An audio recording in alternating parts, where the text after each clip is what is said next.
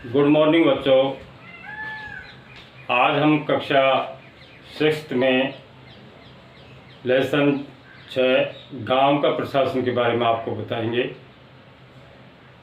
तो इसकी जो शुरुआत है, हम एक बच्ची की एक बिटिया की चाह कविता से शुरू कर रहे हैं और ये आपके पेज नंबर 62 पर है। अगर आपके पास किताब है तो उसको देख लेना। विरासत में मिला है ये घर पापा को अपने पिता से, यही घर मिलेगा मेरे भैया को मेरे पिता से। पर मैं और मेरी माँ, वो बच्ची ये कहती है, मैं और मेरी माँ हमारा क्या। बता दिया गया है मुझे पिता के घर में हिस्से की बात। मुझे ये बता दिया गया है कि पिता के घर में हिस्से की बात। ये जो कानून मैं आपको पढ़ाऊँगा, इसमें लड़कियों को भी पिता के घर में हिस्सा मिलता है। औरतें नहीं किया करती पिता के घर में हिस्से की बात, औरतें नहीं किया करती। लेकिन मुझे चाहिए एक अपना घर, बिल्कुल मेरा अपना। नहीं चाहिए दहेज में रेशम और सोना। ये एक बिटिया की चाह है कविता। तो ये क्या है कि आप ये जानते हो कि विरासत में मिला है ये घर पापा को अपने पिता से। जैसे आपके पापा हैं, उनको विरासत में अपने पिता से ये सब कुछ मिला है, ज़मीन जायदाद घर। और ये घर मिलेगा मेरे भैया को मेरे पिता से, ये बच्ची कह रही है। तो ये एक कानून है, आपको पता होना चाहिए कि एक नया कानून हिंदू अधिनियम धारा 2005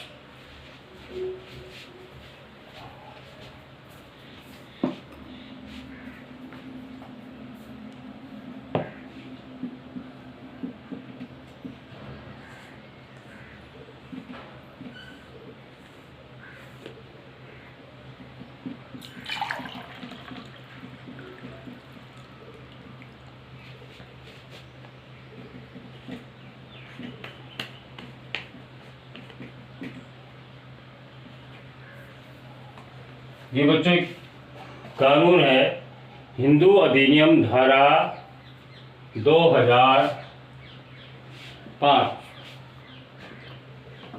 इस कानून को हम ये पढ़ाएंगे इस कविता को देखते हुए कि जब हम उन किसानों के बारे में सोचते हैं, जब हम वो जो किसान हैं उनके बारे में जब हम सोचते हैं जिनके पास ज़मीन है, क्या है, जिनके पास ज़मीन है, तो आमतौर पर हमारा ध्यान या हमारे ध्यान में पुरुष होते हैं।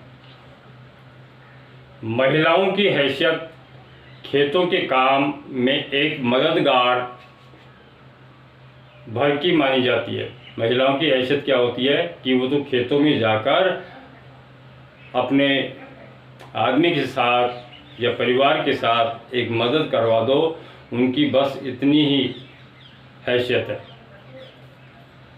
उनके बारे में ज़मीन के मालिक के रूप में कभी नहीं सोचा जाता है। ज़मीन के मालिक के रूप में कभी नहीं सोचा जाता है। अभी तक कई राज्यों में बच्चों, अभी तक कई राज्यों में हिंदू औरतों को परिवार की ज़मीन में हिस्सा नहीं मिलता था। क्या नहीं मिलता था? इस कानून के तहत हिस्सा नहीं मिलता था। पिता की मृत्यु के बाद जमीन बेटों में बांट दी जाती थी। जैसे पिता की मृत्यु होगी, उसके 2 बेटे हैं बच्चों, उन 2 बच्चों में वो जमीन को आधा आधा बांट दिया जाता था। हाल ही में यह कानून बदला गया और एक नए कानून के मुताबिक हिंदू परिवारों में बेटों, बेटियों और उसकी माँ को ज़मीन में बराबर हिस्सा मिलता है। बेटों बेटियों में और औरत को बराबर का हिस्सा उस ज़मीन में मिलता है। तो देखिए बच्चों, यह कानून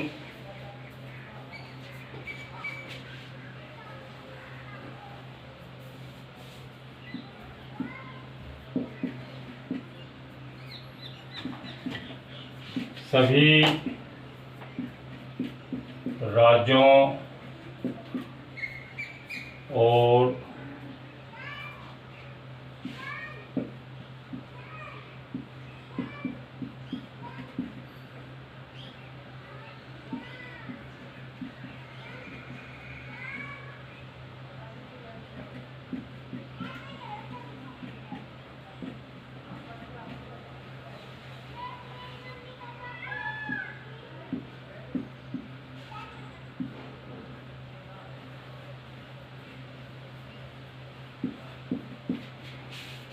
तो बच्चों, ये जो कानून है, ये कानून सभी राज्यों और केंद्र शासित प्रदेशों में भी इसको क्या है, लागू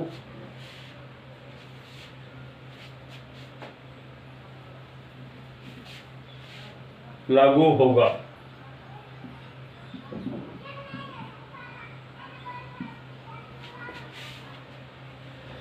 तो ये जो कानून है, इस कानून से बड़ी संख्या में औरतें जो हैं, औरतों को फायदा होगा।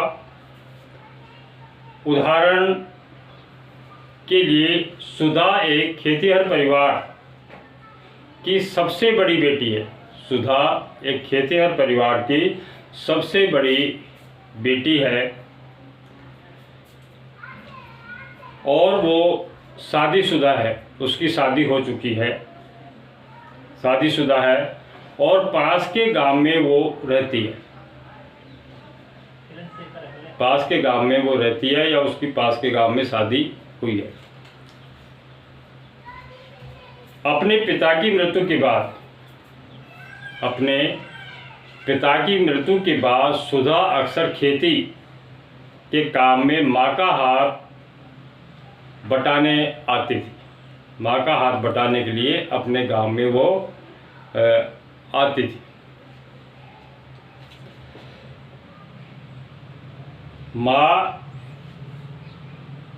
उसकी माँ ने पटवारी से कहा, उसकी माँ ने किसको कहा, पटवारी से ये कहा कि